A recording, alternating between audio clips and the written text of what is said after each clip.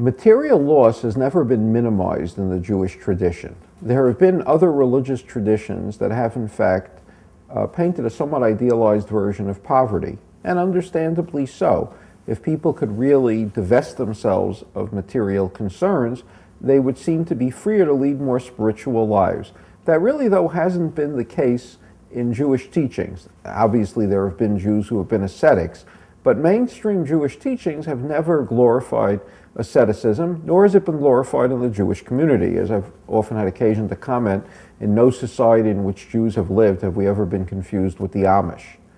Jews have generally tended to be a materially ambitious group, and part of it was a very realistic rabbinic assessment on this subject, where the rabbis actually teach in the Midrash that the worst sufferings that can befall a person, and I'm assuming they mean outside of, God forbid, the loss of children and terrible deaths like that, but the worst suffering that can befall a person is poverty.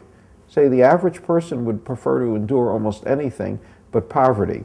In the prayers that we recite after eating a meal, what's called the Birkat HaMazon, the grace after eating, we speak of the fact that we don't want to ever be in a situation where we're dependent on the gifts of others. And yet, unfortunately, the way life is structured, that can end up happening.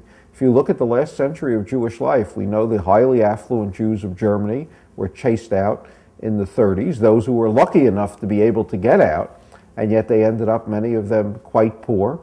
Many Jews who were forced to flee the Arab world after Israel's creation in 48 ended up quite poor. There was certainly a loss of status for many Soviet Jews who came to the United States from Russia. And so one of the things we learn is that possessions are temporary. We might be lucky enough to hold on to them, but as we've learned in the recent terrible business scandals that have erupted, associated now with the name of Bernard Madoff, but other scandals as well, people can be very wealthy and then find out that they really weren't at all. Things they thought they were holding, they no longer have. The one thing that can never be taken away from a person are the acts of charity that he or she has already done, which is why I think we can assume that many of the wealthy people who later on lose their money, the one thing that they don't regret is the good things that they did earlier, because the good act that we've done can never be taken from us. Money can be. We've learned that in the stock market they always speak of what are called paper profits, and we all have had the experience of owning a stock and thinking at a certain point that we were quite wealthy, and then finding that the company collapsed. And in the case of fraud, it turns out we never even owned what we thought we had in the first place. But the good that we've done, that remains our eternal possession. So I'm not trying in any way to minimize fiscal losses. I know that in my own life, there are a few things that have the capacity to make me as nervous as the fact of the loss of money and the loss of income and the concern about it.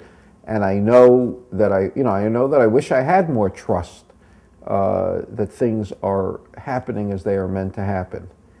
And I therefore try and be very careful. I'm not trying to in any way diminish the significance of these events. But what I am saying is the wonderful consolation is that there is a possession that's permanent, and that is not money. That possession are the good deeds that we've done for others.